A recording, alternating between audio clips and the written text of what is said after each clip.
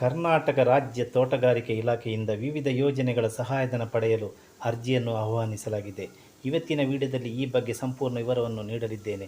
ಅದಕ್ಕಿಂತ ಮೊದಲು ಯಾರ್ಯಾರು ಸಬ್ಸ್ಕ್ರೈಬ್ ಮಾಡ್ಕೊಳ್ಳೋದು ದಯವಿಟ್ಟು ಸಬ್ಸ್ಕ್ರೈಬ್ ಮಾಡ್ಕೊಳ್ಳಿ. ಹಾಗೆ ಈ ವಿಡಿಯೋ ಇಷ್ಟವಾದರೆ ಪ್ಲೀಸ್ ಲೈಕ್ ಕೂಡ ಮಾಡಿ. ಬನ್ನಿ ವಿಡಿಯೋವನ್ನು ಸ್ಟಾರ್ಟ್ ಮಾಡೋಣ. ರೈತರು ಜಮೀನುಗಳಲ್ಲಿ ಈರುಳ್ಳಿ ಘಟಕ, ಪ್ಯಾಕ್ ಹೌಸ್, ಪಾಳಿ ಹೌಸ್, ನೆರಳು ಪರದೆ ಇನ್ನು ಸಾಕಷ್ಟು ಪ್ರಯೋಜನಗಳನ್ನು ಪಡೆಯಲು ರೈತರಿಂದ ಅರ್ಜಿಗಳನ್ನು ಕರೆಯಲಾಗಿದೆ. ಅರ್ಹ ಮತ್ತು ಆಸಕ್ತ ರೈತರು ಅರ್ಜಿ ಸಲ್ಲಿಸಿ ವಿವಿಧ ಸಹಾಯಧನ ಸೌಲಭ್ಯವನ್ನು ಪಡೆದುಕೊಳ್ಳಬಹುದು. ಬನ್ನಿ, ನೀವು ಕೂಡ ರೈತರಾಗಿದ್ದರೆ ಈ ಯೋಜನೆ ಯಾವುದು, ಅದಕ್ಕೆ ಹೇಗೆ ಅರ್ಜಿ ಸಲ್ಲಿಸುವುದು, ಯಾವಾಗ ಎಂದು ಸಂಪೂರ್ಣ ವಿವರವನ್ನು ಇವತ್ತಿನ ವಿಡಿಯೋದಲ್ಲಿ ಕೊಡುವ.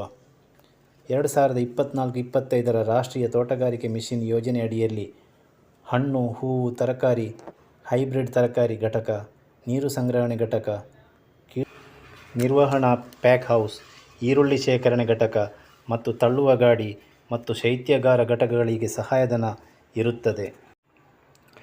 ಸಮಗ್ರ ತೋಟಗಾರಿಕೆ ಅಭಿವೃದ್ಧಿ ಯೋಜನೆಯಡಿ ದಾಳಿಂಬೆ, ನುಗ್ಗೆ, ಡ್ರ್ಯಾಗನ್ ಫ್ರೂಟ್ ವಿನೂತನ ಕಾರ್ಯಕ್ರಮದ ಅಡಿಯಲ್ಲಿ ಸೋಲಾರ್ ಪಂಪ್ ಖರೀದಿಸಲು ಅವಕಾಶವಿರುತ್ತದೆ. ಅರ್ಹ ರೈತರು ಈ ಯೋಜನೆಯ ಸದಾವಕಾಶವನ್ನು ಪಡೆಯಬಹುದು. ಕೇಂದ್ರ ಸರ್ಕಾರ ಪುರಸ್ಕೃತ ಪ್ರಧಾನಮಂತ್ರಿ ಕೃಷಿ ಸಂಚಾರಿ ಹನಿ ನೀರಾವರಿ ಯೋಜನೆಯಡಿ ಹಾಗೂ ಮಹಾತ್ಮ ಗಾಂಧಿ ರಾಷ್ಟ್ರೀಯ ಉದ್ಯೋಗ ಖಾತರಿ ಯೋಜನೆಯಡಿಯಲ್ಲಿ ಕಾರ್ಯಕ್ರಮಗಳಿದ್ದು ರೈತರಿಗೆ ಸಹಾಯಧನ ಸೌಲಭ್ಯವಿರುತ್ತದೆ. ಆಸಕ್ತ ರೈತರು ಹೊಸಪೇಟೆಯ ಹಿರಿಯ ಸಹಾಯಕ ತೋಟಗಾರಿಕೆ ನಿರ್ದೇಶಕ ಕಚೇರಿಗೆ ಹಾಗೂ ರೈತ ಸಂಪರ್ಕ ಸಹಾಯಕ ಅಧಿಕಾರಿಗಳನ್ನು ಸಂಪರ್ಕಿಸಬಹುದು ಎಂದು ಹೊಸಪೇಟೆಯ ಹಿರಿಯ ಶಾಸಕರು ಅಧಿಕಾರಿಗಳು ಹೇಳಿದ್ದಾರೆ. ನಾನು ಈ ವಿಡಿಯೋದಲ್ಲಿ ಒಂದು ಸಣ್ಣ ತುಣುಕನ್ನು ಮಾತ್ರ ನಿಮಗೆ ತಿಳಿಸಿದ್ದೇನೆ.